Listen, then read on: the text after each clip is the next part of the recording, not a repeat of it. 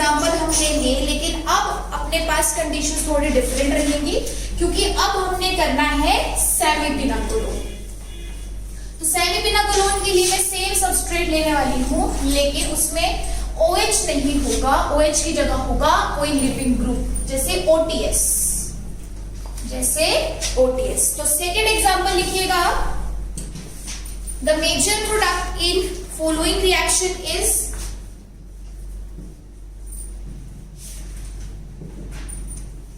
the major product in following reaction is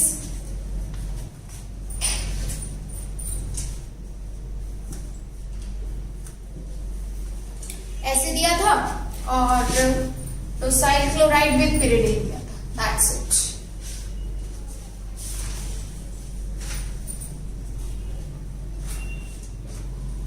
अभी अगर मैं सबस्ट्रेट को देखूं, सबस्ट्रेट में क्या प्रेजेंट है, 1,2 डायोल। 1,2 डायोल को देखते हुए तो मुझे एकदम याद आएगी कि ये मेरे पास किसका सबस्ट्रेट है, पिनाकोल पिनाकोलोन का। लेकिन स्ट्रांगली ये बात ध्यान में रखनी है कि एरो के ऊपर कंडीशन कैसी चाहिए, उसमें एसिडिक, ओनली एसिडिक, कोई और कंडीशन रिक्वायर्ड नहीं है। बट यहाँ पे कैसे दी गई है, basic. Although pyridine is weak base, but still कैसी कंडीशन है ये, बेसिक।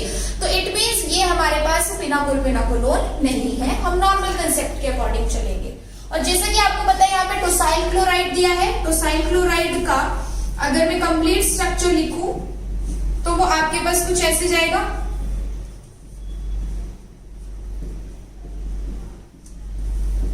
इतने पार्ट को आप बोलते हो टोसाइल, जिसे शॉर्ट में लिखा जाता है TS, ठीक है। तो यहाँ पे अल्कोहल जो होगा वो सल्फर पे अटैक करेगा, क्लोरीन को बाहर भेजेगा और हो जाएगी प्रोटेक्शन, यानी बन जाएगा OTS। तो साइलेशन करवानी है एक्चुअल में हमें फर्स्ट स्टेप, अल्कोहल की टोसाइलेशन, टोसाइलेशन ऑफ अल्कोहल, या कह लो अल्कोहल को प्रोटेक्ट करवाना है या गुड लिविंग ग्रुप में कन्वर्ट करवाना है। तो इसके लिए भी हमारे पास एक ऑर्डर है जो आपने ध्यान में रखना है।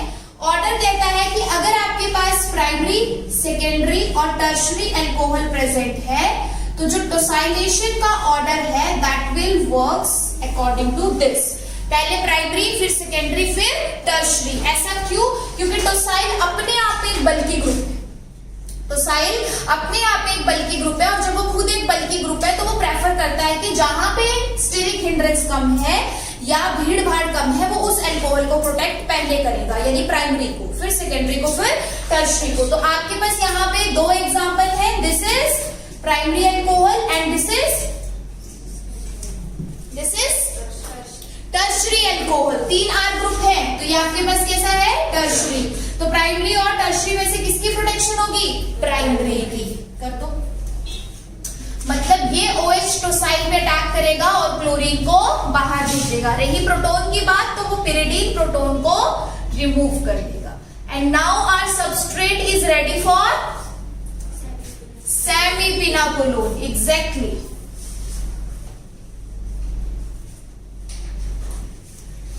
यहां पे हमारे पास ये कंडीशंस देने का मतलब ही ये था कि ये लिविंग ग्रुप बनवाना चाह रहा है अल्कोहल से, और फिर नेक्स्ट स्टेप में ऑब्वियस सी बात है अगर लिविंग ग्रुप बनवाया है तो कोई ना कोई वजह तो होगी और कोई और कंडीशन गिवन नहीं है। तो इसी में हमारे पास क्या होने वाली है, रीअरेंजमेंट। और रीअरेंजमेंट यहाँ पे सिंगल स्टेप में होती है। क्या होगा हमारे पास यहाँ पे कि pyridine तो दिया ही है, तो pyridine क्या करेगा, इस प्रोटोन को रिमूव करेगा। जैसे रिमूव करेगा ऑक्सीजन पे आएगा नेगेटिव चार्ज, समझ लो एक बार पहले फिर नोट डाउन करना। जैसे pyridine इस प्रोटोन को रिमूव करेगा यहाँ पे बनेगा नेगेटिव, वो नेगेटिव यहाँ पे अपने इलेक्ट्रॉन लेके आएगा, बनेगा कार्बोनिल। अगेन कार्बन के 5 बॉन्ड हो रहे हैं तो इसको यहाँ पे क्या करना पड़ेगा, माइग्रेट करना पड़ेगा। ये बॉन्ड माइग्रेट होगा और OTS यहाँ से बाहर। प्रोडक्ट यहाँ भी एग्जैक्ट इस सबस्ट्रेट में सेम ही बन रहा है जो आपने पिनाकोल पिनाकोलोन में बनाया था, बट इस रिएक्शन में और उसमें डिफरेंस ये है कि it is single step process. जो आपके पास सेमीपिनाकोलोन है उसमें एक ही स्टेप में प्रोटॉन जाता है, आगे शिफ्ट होता है, बॉन्ड जाएगा, लिविंग ग्रुप बाहर। लेकिन जो पिनाकोल पिनाकोलोन है दैट इन्वॉल्व 2 स्टेप्स, पहले वो कार्बोकेटाइन बनवाता है फिर दूसरे स्टेप में रीअरेंजमेंट करवाता है। तो बनाइए यहाँ पे प्रोडक्ट सेम प्रोडक्ट बनेगा जो आपने पिनाकोलोन में बनवाया था, क्योंकि हमने सबस्ट्रेट सेम लिया था और ऑब्वियस सी बात है जो लिविंग ग्रुप वाली कंडीशन है वो हमारे पास सेम ही कार्बन पे थी। ओटीएस भी हमारे पास वही बना जहां पे कार्बोकेटाइन बन रहा था, इसलिए सेम बना है। बट हमेशा ऐसा नहीं होगा कि सब जगह पे सेम आएगा, डिफरेंट सबस्ट्रेट में कंडीशंस में डिफरेंट प्रोडक्ट भी बन सकता है। So this is the final product of semi pinacolone. ठीक है, अब दोनों में अगर कंपैरिजन किया जाए तो हमारे पास जो सेमी पिनाकोलोन का रेट है that is faster than pinacolone. ठीक है, लिख लीजिए the rate of semi pinacolone rearrangement, the rate of semi pinacolone rearrangement, the rate of semi pinacolone rearrangement is more than pinacolone. The rate of semi-pinacolone rearrangement is more than pinacolone due to concerted mechanism of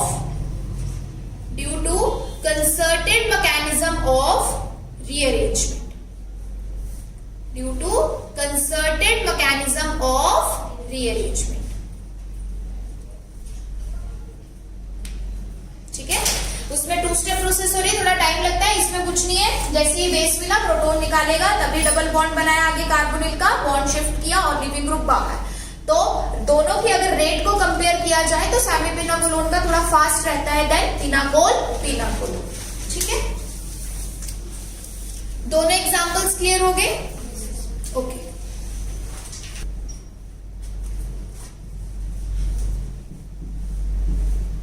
ये question homework के लिए है। Same substrate है but एक तरफ आपको दिया गया है acidic condition, paratoluene sulfonic acid, organic acid, और दूसरी तरफ टोसाइलेशन विद बेसिक कंडीशन। ठीक है, तो क्लियर हो रहा है? यहाँ पे करानी है पिनाकोलोन, यहाँ पे करवानी है सेमी पिनाकोलोन। ट्राई कीजिएगा, हो जाएगा, बहुत अच्छी बात है। कुछ भी डाउट होगा, नहीं होगा तो मेरे से क्लियर कर लीजिए। देखिए ये है नेक्स्ट क्वेश्चन। अब इस क्वेश्चन में देखा जाए तो कहीं से भी हमें नहीं लग रहा कि पिनाकोल या सेमी पिनाकोलोन हो सकती है। ठीक है, क्योंकि हमने जो बिल्कुल बेसिक वाली कंडीशंस पढ़ी है वो वैसे तो मैच कर ही नहीं है, सिंपल सी। बट यस, अगर आप अपने कंसेप्ट्स के अकॉर्डिंग इन रिएजेंट के साथ काम करते जाओगे तो आपको खुद ब खुद समझ आएगा कि किसी बीच के एक स्टेप में कोई रीअरेंजमेंट हो रही है। ठीक है, अब पहले स्टेप में आपको दिया है BF3 और BF3 क्या होता है? लुईस एसिड, और यहाँ पे आपको दी गई है इपॉक्साइड। तो ऑब्वियस सी बात है, सबसे पहले अगर ऑक्सीजन अपने इलेक्ट्रॉन इसके p ऑर्बिटल में देगा तो ऑक्सीजन की लुईस एसिड के साथ हो जाएगी चिलेशन।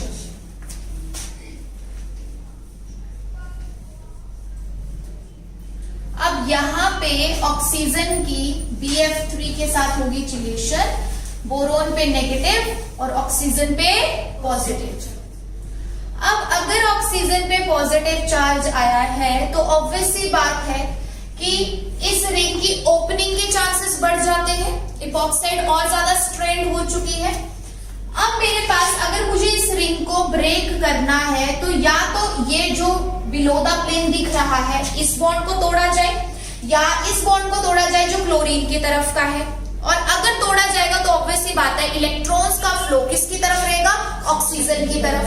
अगर इलेक्ट्रॉन का फ्लो ऑक्सीजन की तरफ रहेगा तो कार्बन पे क्या बनने जाएगा? फिर कार्बोकेटाइन।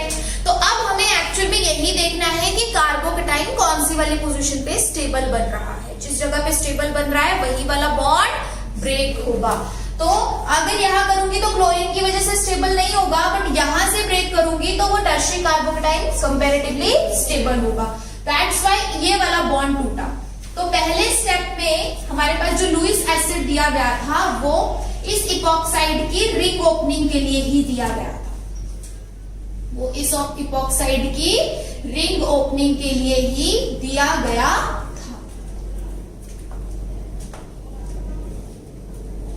अब नेक्स्ट स्टेप में हमारे पास क्या होगा कि जब बोरोन पे नेगेटिव चार्ज आता है, जब तक बोरोन न्यूट्रल होता है ना वो इलेक्ट्रॉन एक्सेप्ट कर सकता है, बट जब बोरोन पे नेगेटिव चार्ज आ जाता है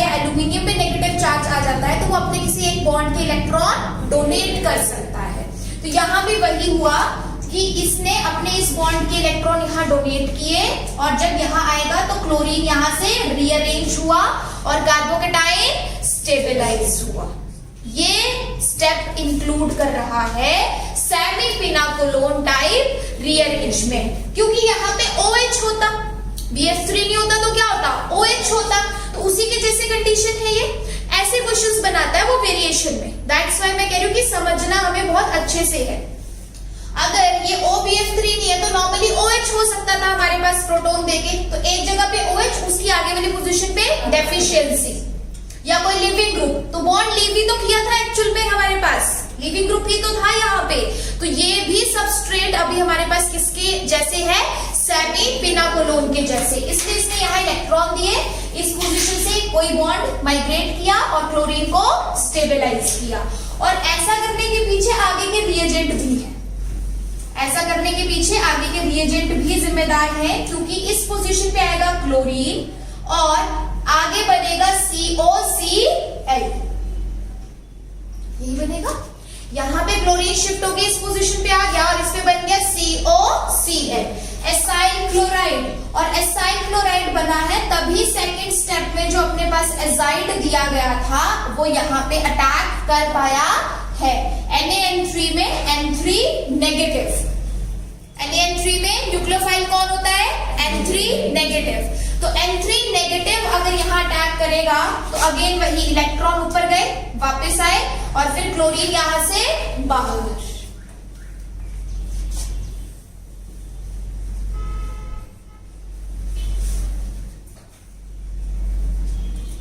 और ये बन गया CON3, यहाँ पे Cl। लास्ट स्टेप में दिया है PPH3 विद वाटर, ये अपने आप में ही एक नेमिंग रिएक्शन है। विच वन खड़ी हुई है पहले,